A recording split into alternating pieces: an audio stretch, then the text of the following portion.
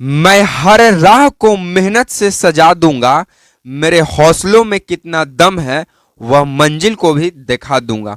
Hello नमस्कार साथियों, आप सभी को टारगेट विद नित्यम के इस चैनल में दिल खोल करके स्वागत है।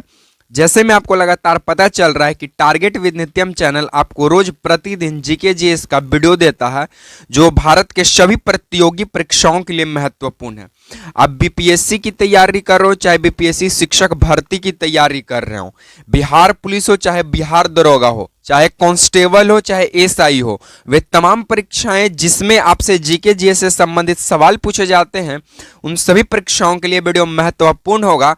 क्योंकि हमारे चैनल से जो भी प्रश्न कराए जाते हैं वो बीपीएससी के प्रीवियस ईयर के उठाए हुए प्रश्न हैं और उन तमाम सवालों के हम फुल डिस्कशन करेंगे, जिससे आपके आगामी आने वाले परीक्षा में एक भी जीके जैसे संबंधित सवाल छूट ना पाए। तो पहले आप वीडियो देखिए, वीडियो पसंद आता है, डिस्कशन आपको अच्छा लगता है तभी वीडियो को लाइक कीजिएगा, शेयर कीजिएगा, कमेंट कीजिएगा, चैनल को सब्सक्राइब कीजिएगा, अन्यथा इसकी कोई भी जरूरत नहीं है। तो चलिए आपकी ज्यादा समय की बर्बादी नहीं करेंगे, हम सबसे पहला सवाल से हम आपकी शुरुआत करते हैं। तो आपका सबसे पहला सवाल क्या कहता है कि सिखों का प्रमुख त्योहार कौन सा था? तो सिखों का प्रमुख त्योहार जो है सर वो बैसाखी था। ठीक है, ये बैसाखी के साथ आपको कुछ और त्योहार सिख से संबंधित, सिख धर्म से संबंधित आपको ध्यान में रखना पड़ेगा। जैसे में कि आपका हो गया लोहड़ी, हो गया लोहड़ी, क्या हो गया सर, लोहड़ी हो गया। उसके बाद आपका गुरु पर्व हो गया, गुरु पर्व हो गया। तो ये सब भी जो पर्व है वो सिख धर्म से ही संबंधित है। अगर हम लोग बैसाखी की बात करें तब बैसाखी जो है ये पंजाब में, कहाँ, पंजाब में, क्योंकि सिख तो हमारे भारत में पंजाब में ही के क्षेत्र में है सबसे ज़्यादा। और पंजाब के ही अमृतसर में ही गोल्डन टेम्पल भी स्थित है जो कि सिख धर्म से ही संबंधित है। तो जो बैसाखी है ये अप्रैल टू मई के मंथ में मनाया जाता है। ठीक है, और अगर बैसाखी मनाने का ये जो अगर हम कहें कि क्यों मनाया जाता है बैसाखी, तो आपको ध्यान रखना पड़ेगा कि 1699 ईस्वी में, कब, 1699 ईस्वी में सिख समुदाय का गठन हुआ था। और सिख समुदाय का जब गठन हुआ तो उसी को कहा गया खालसा पंथ। तो सिखों का खालसा पंथ की स्थापना हुआ था 1699 में। इसी के लिए उस दिन को हम लोग बैसाखी के दिन के रूप में मनाते हैं। ठीक है, और ऐसे भी माना जाता है कि जब पंजाब में फसल की शुरुआत होती है तो वो बैसाखी त्योहार से ही की जाती है। तो ये भी आपको ध्यान में रखना पड़ेगा। बाकी लोहड़ी और गुरु पर्व किससे है? सिख धर्म से संबंधित त्योहार है। चलिए नेक्स्ट सवाल आपका क्या कहता है, ध्यान दीजिएगा। नेक्स्ट सवाल आपसे कहता है कि प्रसिद्ध नाटक शकुंतला किसकी लिखी हुई है? तो जो आपको शकुंतला लिखाई हुई जो पुस्तक है ये महाकवि कालिदास के द्वारा लिखा गया है। अगर हम लोग शकुंतला की बात करें तो इसे अभिज्ञान शकुंतलम भी कहते हैं। क्या? अभिज्ञान शकुंतलम। ठीक है, अभिज्ञान शकुंतलम भी इसी को कहते हैं जो शकुंतलम है।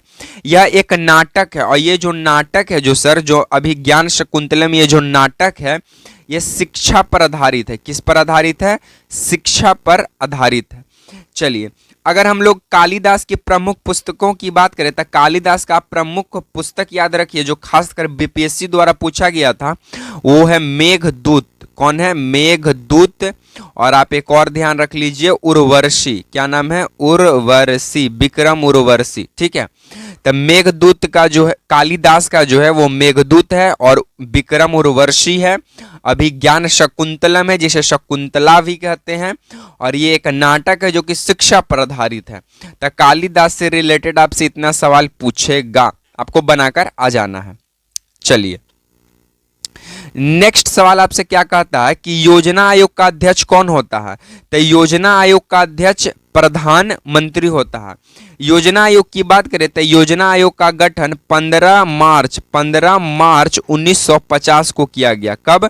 15 मार्च 1950 को योजना आयोग का गठन होता है और योजना आयोग का अध्यक्ष कौन होते हैं? प्रधानमंत्री। तो जब गठन किया होगा तो इसका अध्यक्ष कौन थे? तो प्रथम अध्यक्ष बने पीटी नेहरू यानी पंडित जवाहरलाल नेहरू। ठीक है। और इसी योजना आयोग का नाम बदल कर, क्या नाम बदल कर नीति आयोग रख देवल गया। कौन आयोग? नीति आयोग। कौन आयोग? नीति आयोग रख देवल गया।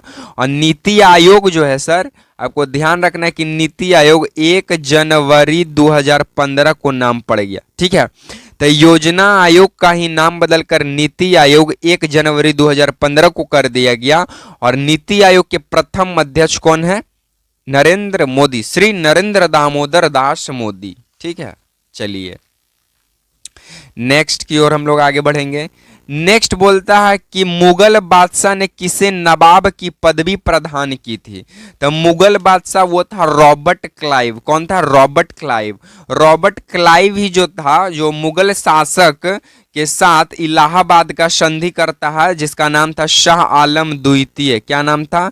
शाह आलम द्वितीय और क्लाइव। और कौन?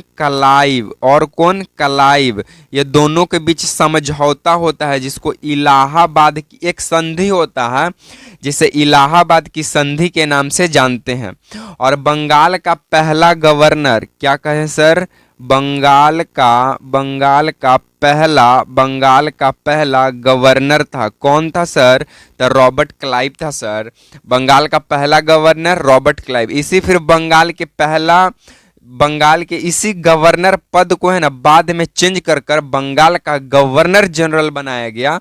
और बंगाल का प्रथम गवर्नर जनरल वारेन हेस्टिंग बनते हैं। ठीक है, इस बात को भी आप ध्यान दीजिएगा। चलिए नेक्स्ट की बात करें तो आपसे पूछता है कि बौद्ध धर्म में स्तूप किसका प्रतीक है? तो बौद्ध धर्म में जो आपको स्तूप है वो महापरिनिर्वाण का प्रतीक है। और महापरिनिर्वाण का मतलब होता है मृत्यु। क्या होता है सर? मृत्यु होता है, अंतिम सांस लेना, मृत्यु होना। तो गौतम बुद्ध का महापरिनिर्वाण कहाँ हुआ? तो कुशीनगर में हुआ। कहाँ हुआ सर? तो कुशीनगर में हुआ सर। बौद्ध धर्म का प्रमुख ग्रंथ कौन सा है, या बौद्ध धर्म का पवित्र ग्रंथ कौन सा है? पवित्र ग्रंथ, तो बौद्ध धर्म का पवित्र ग्रंथ है त्रिपिटक। क्या नाम है? त्रिपिटक। त्रिपिटक कौन कौन है सर? तो इसको हम इरेज कर देते हैं। बौद्ध धर्म के जो पवित्र ग्रंथ है वो है त्रिपिटक। पहला का नाम है विनय पिटक। पहला विनय पिटक, दूसरा सूत पिटक, दूसरा सूत पिटक, और तीसरा अभिधम पिटक। ठीक है सर, तो 3 पिटक। बौद्ध धर्म के कितने पिटक? 3 पिटक, विनय पिटक, सूत पिटक, अभिधम पिटक, जो कि बौद्ध धर्म का क्या था? पवित्र ग्रंथ था। चलिए नेक्स्ट आपसे क्या कहता है कि अद्वैत सिद्धांत के प्रतिपादक कौन थे? तो अद्वैतवाद सिद्धांत के प्रतिपादक शंकराचार्य थे। अद्वैतवाद क्या होता है सर? अद्वैतवाद वैसे दर्शन होते हैं जिसमें बताया जाता है कि ना भगवान एक है ना अनेक है, आत्मा ही परम क्या है? भगवान है। आत्मा ही परम ईश्वर है। ठीक है, इस तरह की बात किया जाता है अद्वैतवाद सिद्धांत में, जिसके प्रतिपादक हुए शंकराचार्य। चलिए नेक्स्ट आपसे क्या कहता है कि परमाणु शक्ति संयंत्र किस सिद्धांत पर कार्य करता है?